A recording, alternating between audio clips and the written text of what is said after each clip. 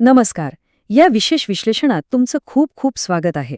आज आपण बुद्धांच्या शिकवणीच्या एका अशा प्रवासावर जाणार आहोत जो अत्यंत रंजक तर आहेच, पण आपल्या रोजच्या जगण्यासाठी खूपच उपयोगी आहे. आपला राग कसा आवरायचा आणि लोकांशी आपले संबंध कसे सुधारायचे याची अगदी प्रात्यक्षिक आणि सोपी साधने आपण आज उलगडणार आहोत. चला तर मग लगेच सुरुवात करूया. आता आजचा आपला हा प्रवास कसा असेल ते थोडक्यात पाहूया.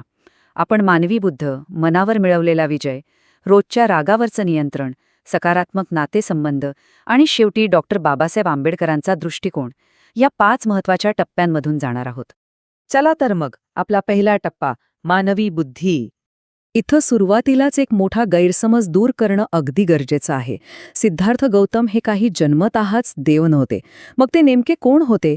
नुसती पूजा करण्यासाठी एखादं दैवत की स्वतःच्या मनावर पूर्णपणे प्रभुत्व मिळवणारा एक सर्वोच्च माणूस? हा प्रश्न खूप महत्वाचा आहे बरं का, कारण इथं कुणी बाह्य तारणहार नाहीये. हा मार्ग पूर्णपणे तुमच्या स्वतःच्या आंतरिक प्रयत्नांवर अवलंबून आहे. त्यांचा हा जीवन प्रवास खरोखरच थक्क करणारा आहे. विचार करा, सुरुवातीला राजपुत्र म्हणून अत्यंत विलासी जीवन जगले आणि नंतर एकदम दुसरं टोक गाठलं. शरीर झिजवणारी भयंकर कठोर तपश्चर्या केली. पण आश्चर्य म्हणजे या दोन्ही टोकांच्या भूमिकांमधून त्यांना खरं सत्य गवसलंच नाही. अखेर त्यांना उमगलं की केवळ एक संतुलित मध्यम मार्गच खऱ्या ज्ञानाकडे घेऊन जातो. आता वळूया आपल्या दुसऱ्या टप्प्याकडे, मनावर विजय. सिद्धार्थाने ज्ञानप्राप्ती केली ती मार नावाच्या एका शत्रूशी लढा देऊन. पण थांबा, मार म्हणजे जंगलात लपलेला एखादा भयानक राक्षस वगैरे अजिबात नव्हता. हे एक रूपक आहे. मार म्हणजे दुसरं तिसरं काही नसून आपल्या स्वतःच्या मनातील अकुशल विचार, अहंकार, राग आणि न संपणारी लालसा यांचं एक मानसिक युद्ध आहे. माराच्या या 10 सैनिकांच्या यादीकडे जरा बघा. कामवासना, द्वेष, भूक, आळस, भीती. हे शब्द ओळखीचे वाटतायत ना? होय, हे तेच रोजचे तणाव आहेत जे ट्रॅफिकमध्ये अडकल्यावर किंवा ऑफिसमध्ये बॉसशी वाद झाल्यावर आपल्या मनःशांतीवर थेट हल्ला करतात. बुद्धांनी याच अंतर्गत सैन्याला ओळखलं आणि त्यांच्यावर मात केली. आता या सैन्याला हरवायचं कसं? तर त्यांनी प्रतित्य समुत्पाद नावाची साखळी ओळखली. सोप्या भाषेत सांगायचं तर कारण आणि परिणाम. बघा, आपल्या अज्ञानातून चुकीच्या कृती घडतात आणि त्याचे परिणाम म्हणजे दुःख. आपले रोजचे विचार न करता दिलेले झटपट प्रतिक्रियात्मक विचारच आपल्या दुःखाला कसे कारणीभूत ठरतात हे त्यांनी अगदी स्पष्टपणे दाखवून दिलं. चला, आता आपण आपल्या तिसऱ्या टप्प्याकडे जाऊया. दैनंदिन रागावर नियंत्रण मिळवणे. जेव्हा कुणी आपला अपमान करतं तेव्हा आपलं अकुशल मन काय करतं?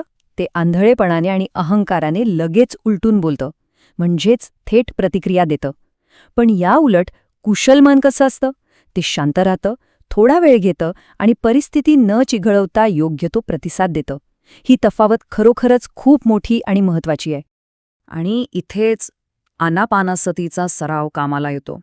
आनापानसती म्हणजे काय? तर फक्त स्वतःच्या श्वासावर लक्ष केंद्रित करणं. हे तेच तंत्र आहे जे सिद्धार्थाने बोधिवृक्षाखाली वापरलं होतं. तुमचा राग तुमच्यावर हावी होण्याआधीच तुम्ही या तंत्राने स्वतःला थांबवू शकता आणि रागाची ती पहिली हानिकारक प्रतिक्रिया नक्कीच टाळू शकता.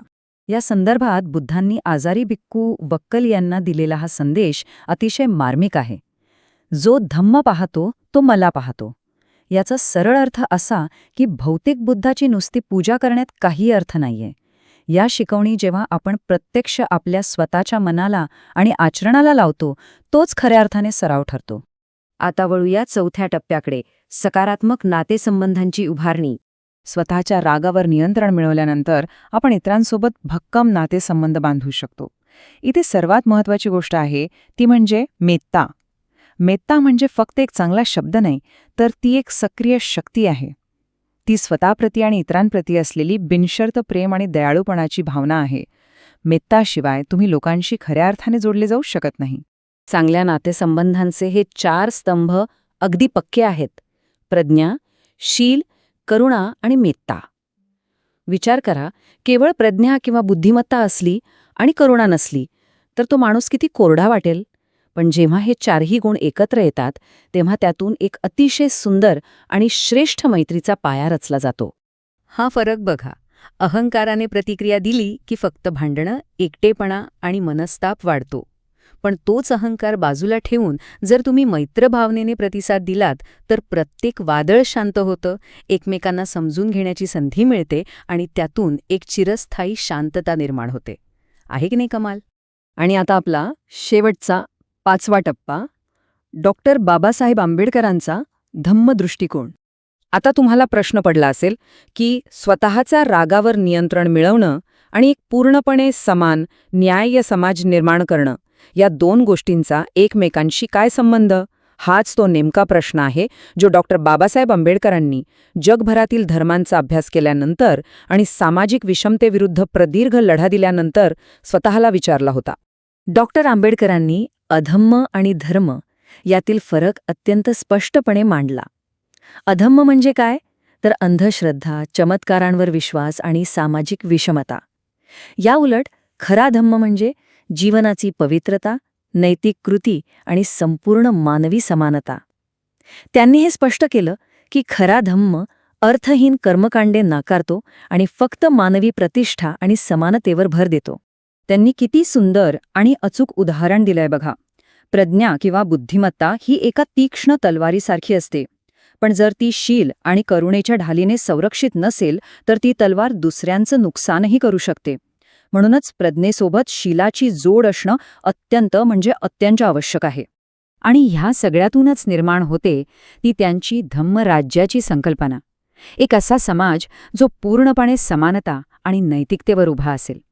एक न्याय्य जग हे फक्त राजकीय नेते नाही बनवत, तर ते अशा व्यक्तींमधून घडतं जे स्वतःच्या मनातील मळ आणि विकार दररोज दूर करतात. डॉक्टर आंबेडकरांचा हा विचार खरंच खूप सखोल आहे.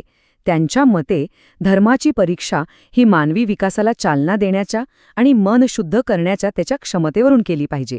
याच कारणामुळे त्यांनी हा मार्ग निवडला, कारण वैयक्तिक मन आणि शोषित समाज या दोन्ही गोष्टींना मुक्त करण्यासाठी हेच सर्वात प्रभावी साधन आहे. तर मित्रांनो, जाता जाता मी तुम्हाला हा विचार करायला लावतो. जर एखाद्या न्याय्य आणि करुणामय समाजाकडे जाणारा रस्ता आपल्या स्वतःच्या मनातील शत्रूंवर मात करण्यापासून सुरू होत असेल, तर अगदी आजच तुम्ही तुमच्या मनातला असा कोणता नकारात्मक विचार ओळखून त्याला कायमचं सोडून देण्याचं ठरवाल? या प्रश्नाचा नक्की विचार करा, कारण खरा बदल तो वैयक्तिक असो वा सामाजिक तुमच्या पुढच्या श्वासापासूनच सुरू होतो.